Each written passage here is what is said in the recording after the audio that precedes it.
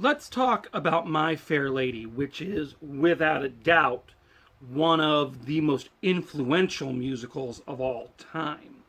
So, My Fair Lady, with music and lyrics by the songwriting team of Alan J. Lerner and Frederick Loewe, is based on the classic George Bernard Shaw play, Pygmalion, as you can see there. But Pygmalion proved to be a very difficult show to adapt. In fact, Rodgers and Hammerstein had been trying for years, but couldn't quite get it right. And the reason is because Pygmalion was not structured in a way that most then modern musicals were. So the story of Pygmalion, and then of course of My Fair Lady, is Eliza Doolittle, who is a Cockney flower girl. And for those who aren't aware, Cockney is one of the English lower class. You know, they're the ones that talk like this. Sorry, bad accent. And she is discovered by Professor Henry Higgins, who bets a friend of his that he can clean Eliza up, teach her to speak properly, and pass her off as a high-class lady at an upcoming royal reception. So essentially, it's the plot of a lot of teen movies where the jock decides he's going to turn the nerd girl into the prom queen, only in this instance, the girl is already well aware that she is a bet. Now, and of course, as they go along, he falls in love with her, hence the title, Pygmalion, which is a reference to the myth about the man who falls in love with the sculpture he created. Now, here's the problem and where they were running into some issues when it came to adaptation. In the end, Eliza does not stay with Henry Higgins. She leaves him. And they were having a lot of trouble with that because that just didn't seem like an appropriate ending for a musical at that point in time. Now, what Lerner and Loewe finally decided to do is they noticed that a few years earlier, 1938, there had been a film adaptation of Pygmalion. And in that instance, Hollywood, as it so often does, changed the source material to make it more appealing and more audience-friendly, quote unquote.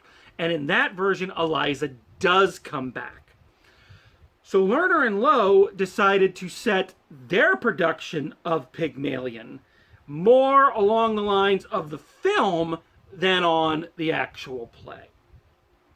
And it worked. Pygmalion. My Fair Lady was a huge success. Opened March 15th, 1956. Ran for 2,717 performances. It grossed $800 million over the next 20 years. All right, those are Marvel movie numbers by today's standards. Not only that, it launched the careers of the two actors playing the leads.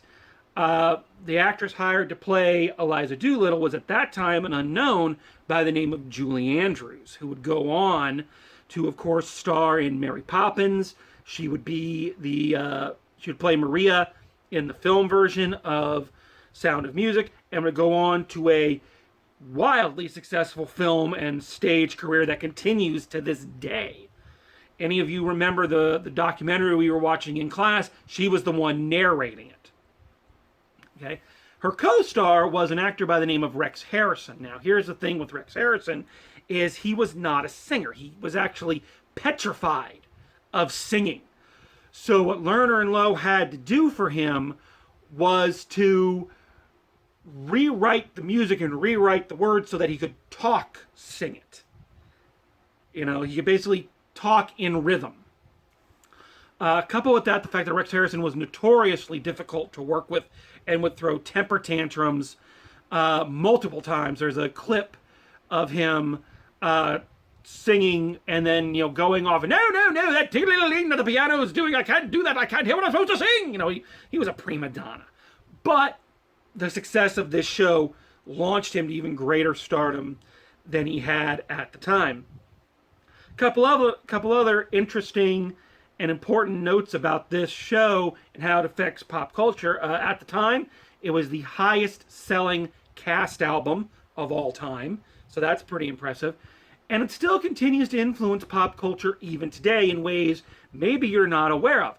For instance, for anybody who has ever seen an episode of Family Guy, the character of Stewie is directly modeled on Rex Harrison. His voice, his mannerisms, he is supposed to be a parody of Rex Harrison. As a matter of fact, in one of its earliest episodes, Stewie sings the song, "I've Grown Accustomed to Her Face." That is the final song that Rex Harrison sings. And in a later episode, they actually do the My Fair Lady plot where Stewie teaches a young baby with a Cockney accent how to speak properly.